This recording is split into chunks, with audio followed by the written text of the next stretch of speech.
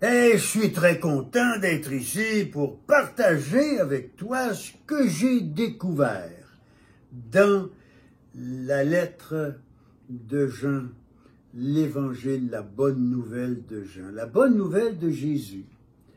Voici un passage, c'est Jean chapitre 4, verset 6.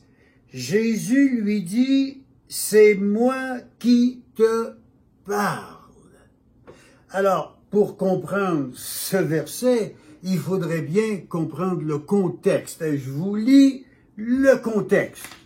Vous savez que dans une autre vidéo, je vous ai parlé de Jean 4,13. Quand Jésus rencontre la Samaritaine au puits, puis Jésus lui demande « Donne-moi à boire ».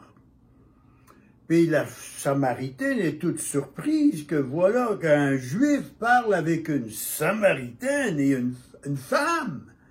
Alors, Jésus lui dit à la Samaritaine, on l'a déjà vu, « Celui qui continue à boire de cette eau, l'eau de ce puits, aura encore soif.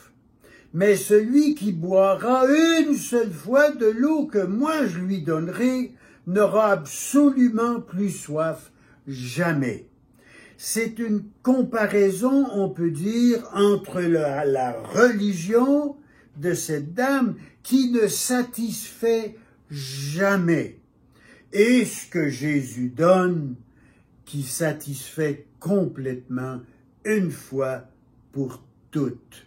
Donc, c'est ça le contexte, c'est cette même conversation qui continue. Puis on arrive à la fin de la conversation. Alors, Jésus dit, mais l'heure s'approche, parce que la dame lui dit, nous on adore sur cette montagne, et vous les Juifs, vous dites qu'il faut adorer sur votre montagne.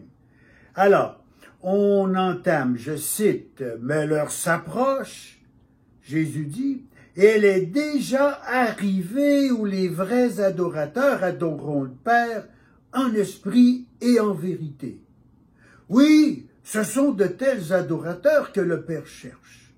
Dieu est esprit et il faut que ceux qui l'adorent en esprit et en vérité. « Je sais, » lui a dit la femme, que le Messie doit venir, celui qui est appelé Christ, le libérateur promis. Quand il sera venu, il nous annoncera tout.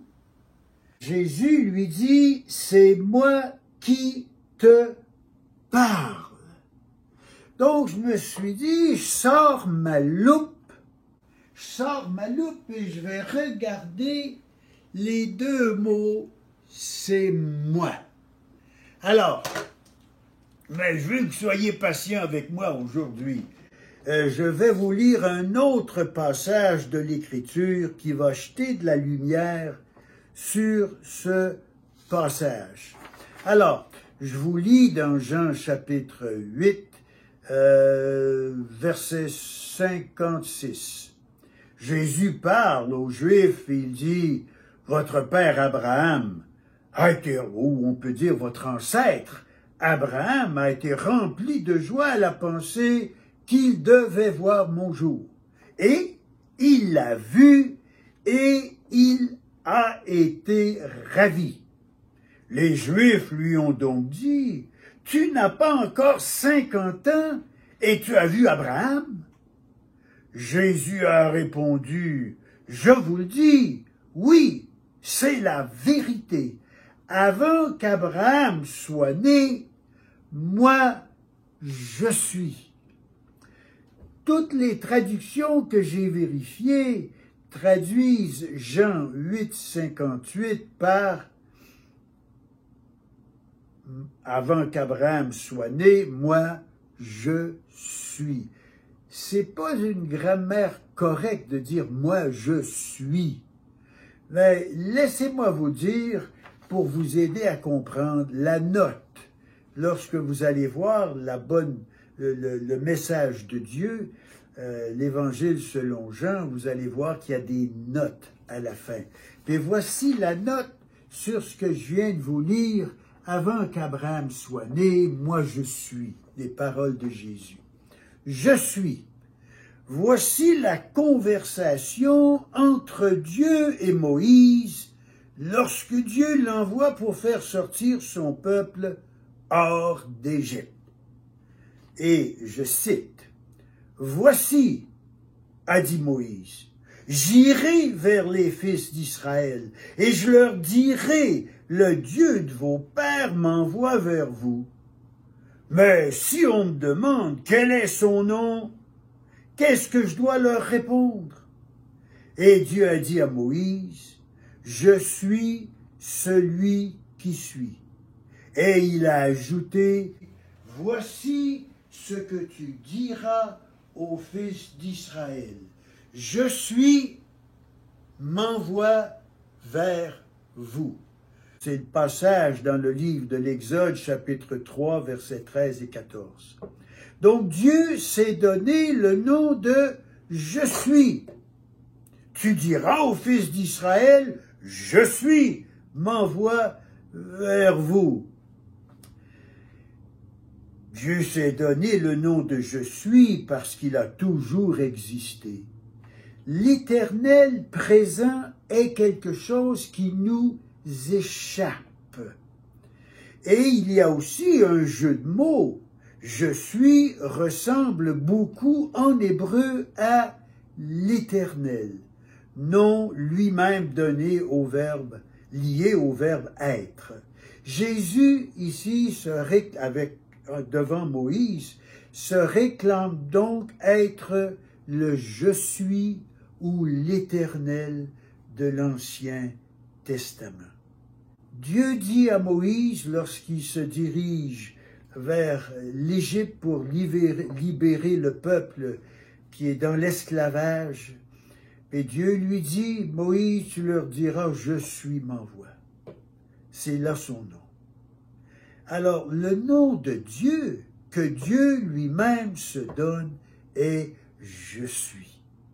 Donc, les traducteurs, ou c'était un traducteur français qui a, en 1536, qui a dit, pourquoi pas appeler « je suis », le traduire, l'appeler « l'Éternel ».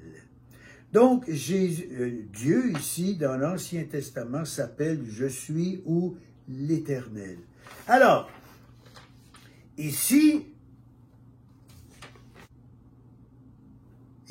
quand on regarde les mots « c'est moi », c'est la même construction grammaticale que Jean 8, 58, où les Bibles traduisent « ego émis par je suis ».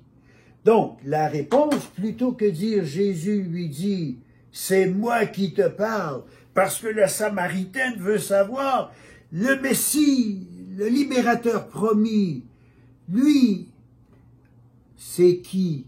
Quand il sera venu, comment le reconnaître? Et Jésus lui dit, c'est moi qui te parle. Mais, si on regarde de près, c'est moi, c'est la même construction grammaticale que Jean 8, 58, où Jésus dit, avant qu'Abraham soit né, moi, je suis. Donc, on traduit comme ça, mais on peut traduire, puis ça se traduit très bien, c'est fait dans Jean 8, 58. Jésus lui a dit, moi qui te parle, je suis. Donc Jésus dit à la femme samaritaine, je suis le Messie, le Christ, le libérateur promis, je suis Dieu fait chair, je suis Dieu devenu un être humain. Donc il se réclame être Dieu. Alors, pour moi, c'est très important, et on remarque aussi, j'ai trouvé plusieurs fois, dans le message de Jésus, la bonne nouvelle dans Jean, à quelques reprises, vous allez le trouver, la construction « je suis ». Donc, c'est pas juste Jean 8, 58, c'est Jean 4, 26 et ailleurs. Donc, à quelques reprises, Jésus, ici, dans cet évangile, se réclame être le « je suis » de l'Ancien Testament, l'Éternel. Quand j'ai reçu Jésus, il y a 55 ans, dans mon cœur, dans ma vie, comme mon Sauveur, j'ai reçu l'Éternel, le Christ, le Messie, le libérateur promis. Où est votre confiance? Merci d'avoir été patient avec moi.